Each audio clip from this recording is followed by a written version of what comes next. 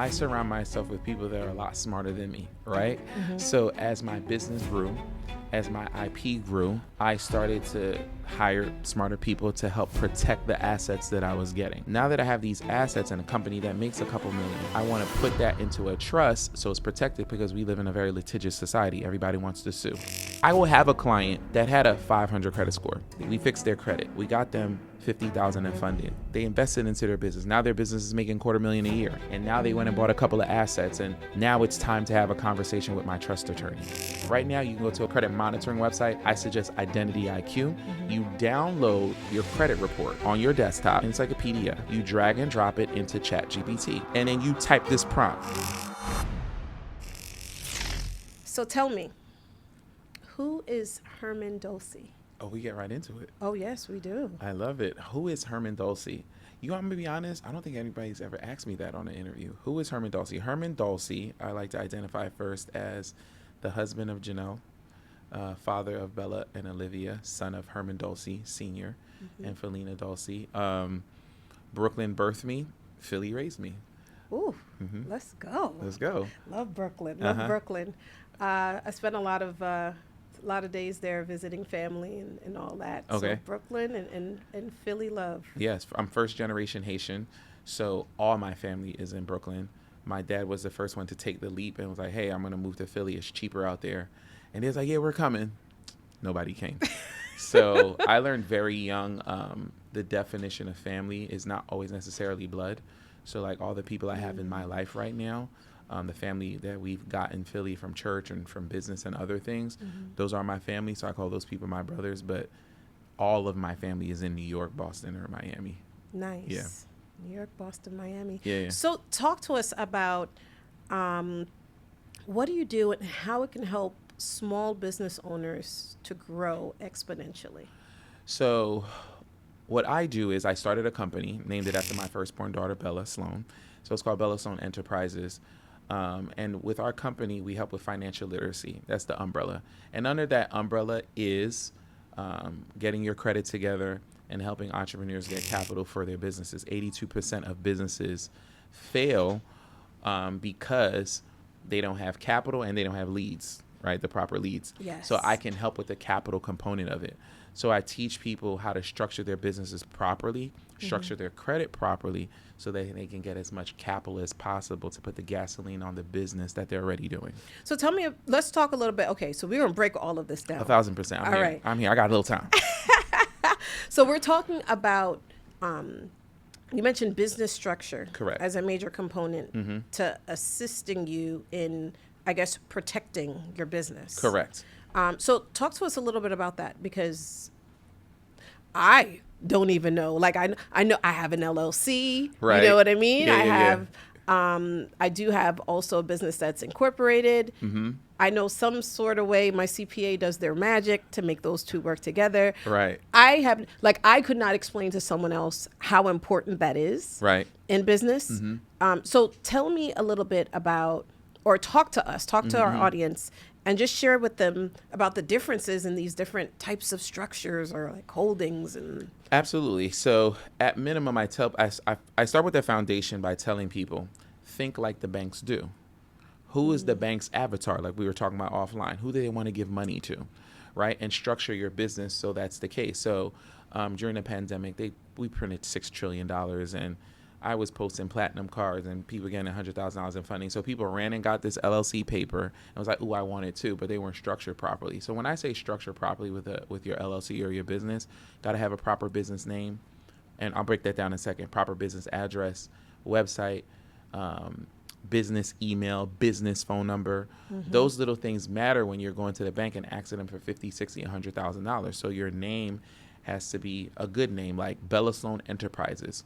It's a generic name, and it's not in a high-risk industry. So like trucking, daycare, those are high-risk industries. So I'm not going to say Bella Sloan Daycare, because that business has a NAICS code. They'll get less money to start. So the name is important. You know what's so funny that you say this?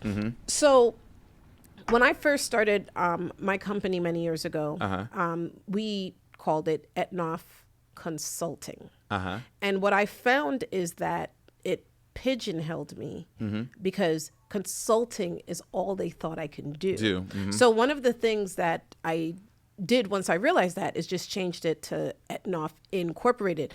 Not that it's incorporated, but literally the goal of the business was to incorporate staffing. So we provide and we help larger corporations staff up for these really large, like 9-figure contracts. And so one of the things that I've always recommended to my clients is just make your name as generic as possible. But one of the things I didn't realize is even when you're going up for funding, your name matters. Your name matters. That's incredible. Isn't that crazy? That's crazy that you connected it. Your name does matter. So it's one of the first things I tell people. People are like, oh my God, it's already called Bella Sloan Daycare. Just like you can change your name, you can change your business name too. Go to the Secretary of State website and just update it and change it. Go to your bank account and tell them that too. Yeah. So, I mean, they were saying, I wanted to do some boots on the ground work. I wanted to try. So I always say that business is a person. Yes. And just as a person evolves, your business evolves over time. Exactly. So I went from doing a lot of desk work, white collar work, to literally getting a truck, getting some guys, they were out there doing the work.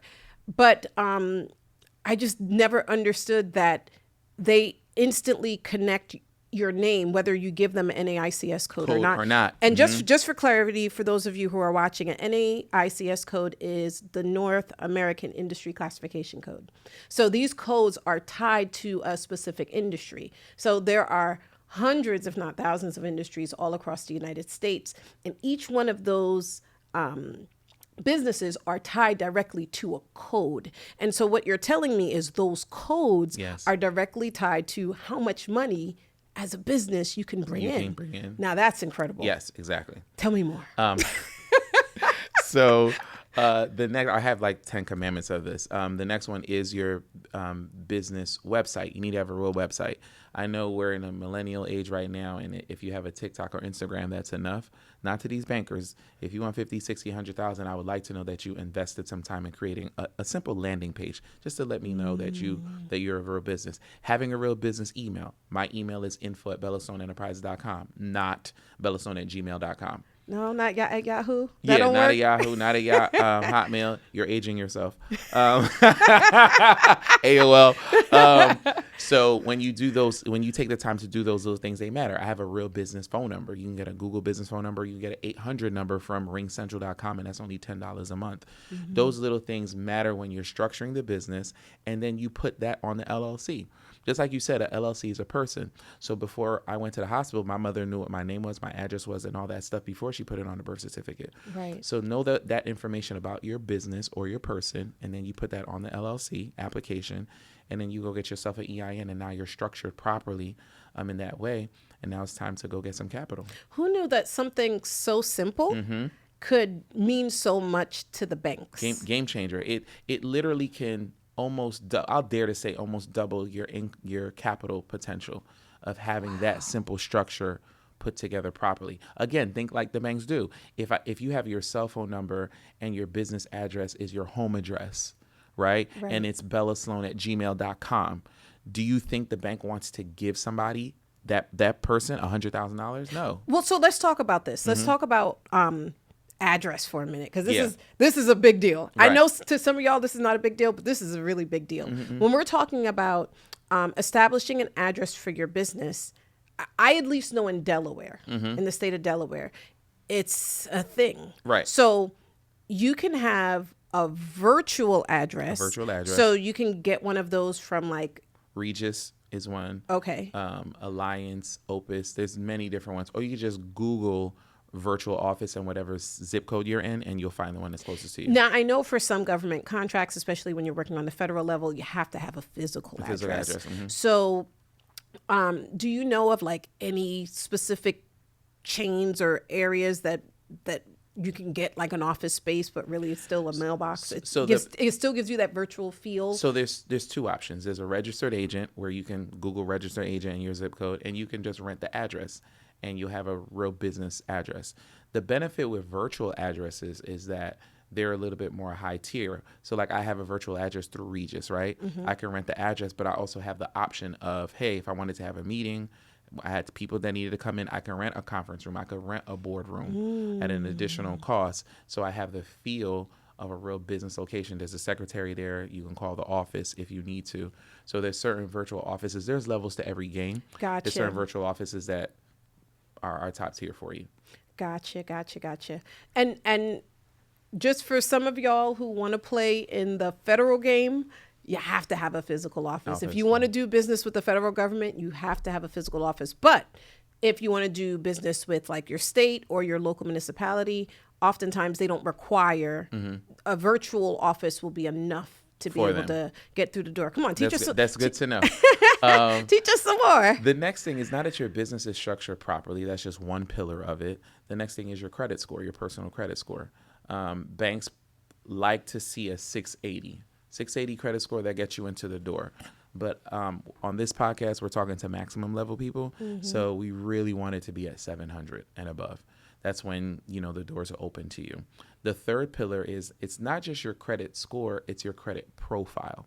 So your credit report is like your adult report card. It lets the lending institutions know, well, this is what I've done with the capital that I've had on my personal side. So I've had a car note, I've had a mortgage, I've had student loans, I've had credit cards, and I've been responsible with the money for X amount of time. So when they look at that, they look at the credit score, they look at the structure of the business, they're like, okay, it looks like you and your business will be responsible with capital. So on the personal side, if I have like a $10,000 credit card, like I have a $10,000 Best Buy credit card. But on the business side, it's a $30,000 credit card. Why? Because the lending institutions understand that the business needs more capital than a person does. Right. There's only so many Black Friday TVs that I can buy on the personal side, but they understand on the business side, I need 30,000 because I have 10 staff and they all need an iPad and they all need cell phones, right? So they saw that I was responsible with a little, so he's definitely going to be responsible with a lot. So that's how we help people get $100,000, $200,000 because the business credit limits are so much larger than on the personal side. Nice. Very nice. It's so funny, the things that we don't necessarily think about. Now, let's just say your credit needs some help. Yes. What are like some of the first steps that you take to start cleaning up your credit? So I actually call it's a lot easier now to do, right? It's something I call credit optimizations, like how you talked earlier about how you do audits for companies. We do audits for your business to make sure it's structured properly, and we do audits of your credit profile. So if you have charge-offs, if you have collections, too many inquiries, you're already out the boat. So you got to get that cleaned off. We're going to talk about that in a second.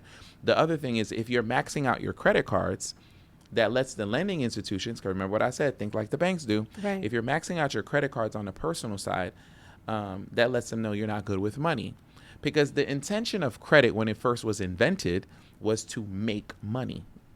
Right? That's what it was that's what it's created for, right? But now we're in a consumer society where people leverage credit to buy liabilities. I want to buy the TV, I want to buy the Louis Vuitton shoes, I want to buy these things to consume, but not leverage it to make money. So if you have a $10,000 credit card and it's maxed out at 70%, which is $7,000, you're making the minimum payment on it, it lets the lending institution know you're not good with money. Right. You're not responsible.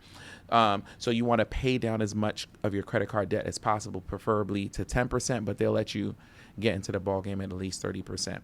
So how to fix your credit?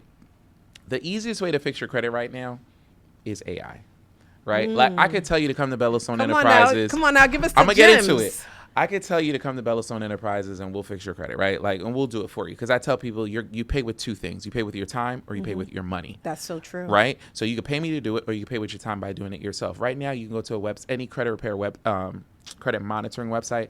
I suggest Identity IQ.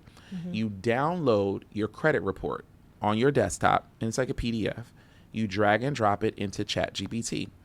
Commercial break. Do not, I think Myron said this actually, stop being cheap trying to get rich. Yeah. So I said that because don't get the free version of ChatGPT. Get the $19.99 a month version, $20 a month version. It's way better. So you drag and drop your credit repair, your credit report in there. And then you type this prompt. Hey, act like a top tier credit repair specialist that is well versed in the FCRA, which is the Fair Credit Reporting Act, which is the laws that the government have compiled to govern what gets put on your credit report, right? Just put in that simple prompt and tell it, hey, analyze my credit report, find the negative items, and help me write 3 rounds of letters to TransUnion, Equifax, and Experian to help me dispute these negative items on your credit report. It will literally create the letters for you by utilizing the specific laws attached to the negative item on your credit report. So if there's a charge off on your credit report, it can use FCRA 609 because it knows it, right? Yes. To dispute that negative item, or FCRA law 1581I, and that helps with inquiries. So it literally uses the law to help you fix the credit, because that's what we do. We use the law to help you fix your credit. And then you have a couple of rounds of letters, and let's see what happens. In the meantime, go get a second job, Uber, adjust your taxes so that you can pay down your credit card debt.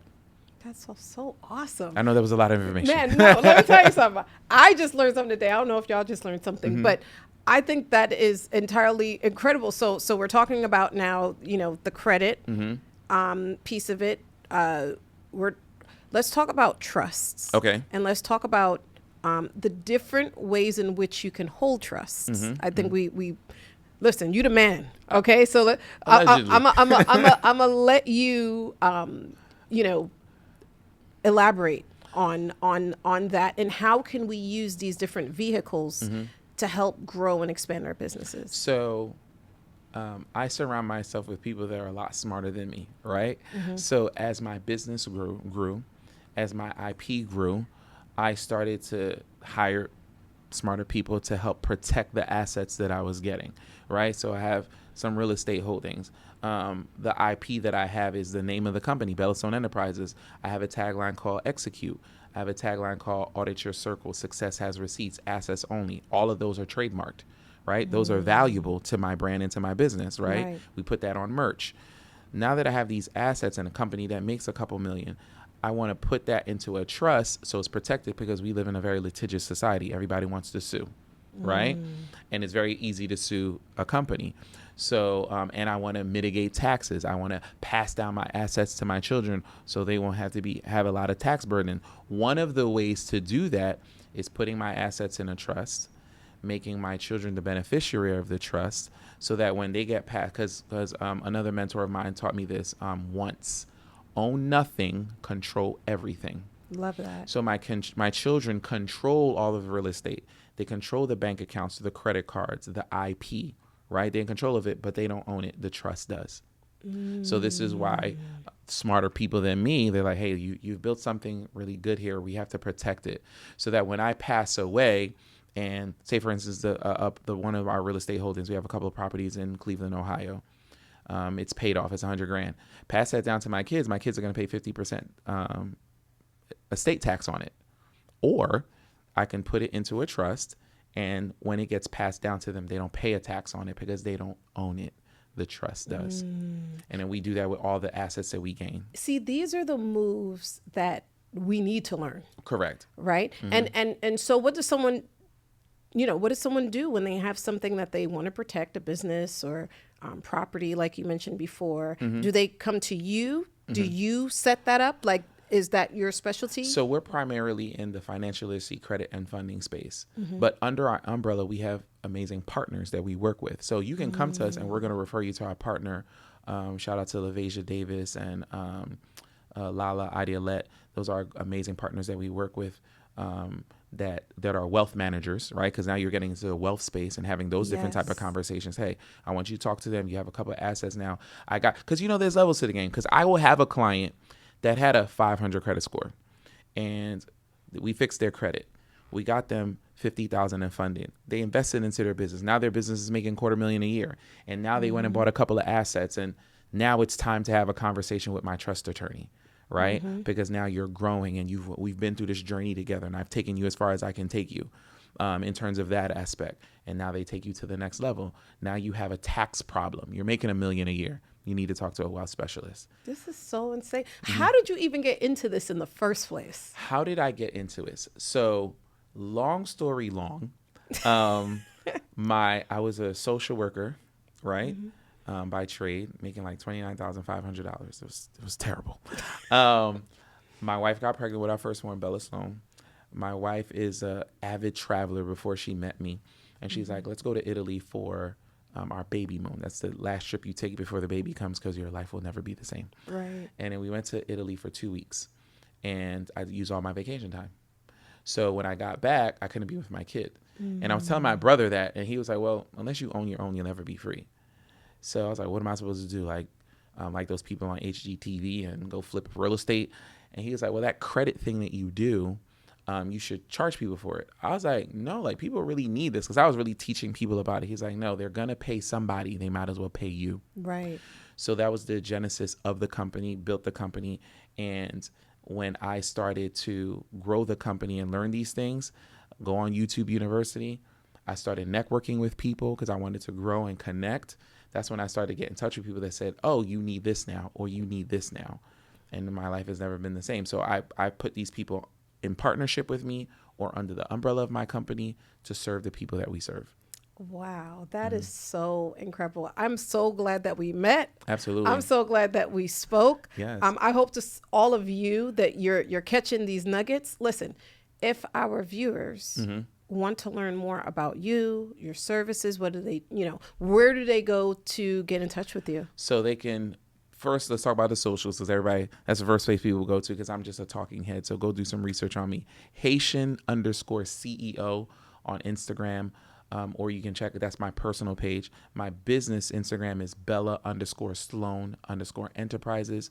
You can go to our website, bellasloanllc.com, or check us out on YouTube, Bella Sloan Enterprises, for all our long form content where all I do is teach, and I love teaching. Oh, listen, I know we're going to have you back, bro. I look forward to it. We need to We got to dive deeper. Educated. Absolutely.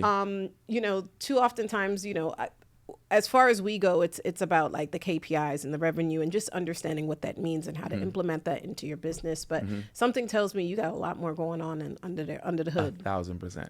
Income and impact. That's the goal. Let's go. Anyway, such a pleasure. Thank you for trusting me on your platform and talking to your people. Absolutely. Thank you so very much for those of you who are swinging by today.